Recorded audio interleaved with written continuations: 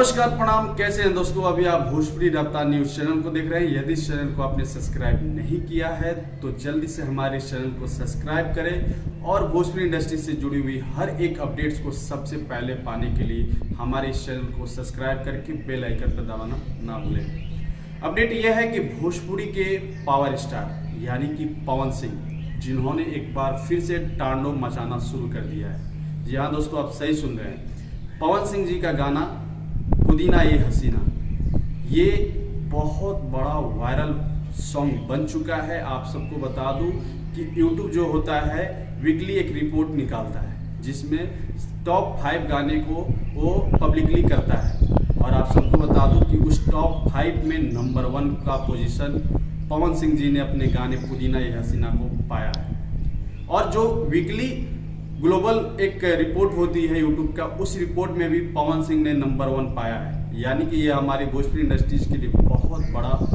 खुशी और गर्व की बात है। आप सबको बता दूं, पुदीना ये हसीना जो कि एक वायरल कंसेप्ट है, और बहुत जल्द इस गाने को दर्शकों का प्यार और सपोर्ट भी मिला था। अभी भी इस गाने को लगातार प्यार और सपोर्ट मिलता जा रहा है। ये गाना वेब कंपनी के ऑफिशियल चैनल से रिलीज किया गया था, और ये गाना रिलीज होते ही एक बहुत बड़ा गाना बन चुका। आप सबको बता दूं कि ये गाना जो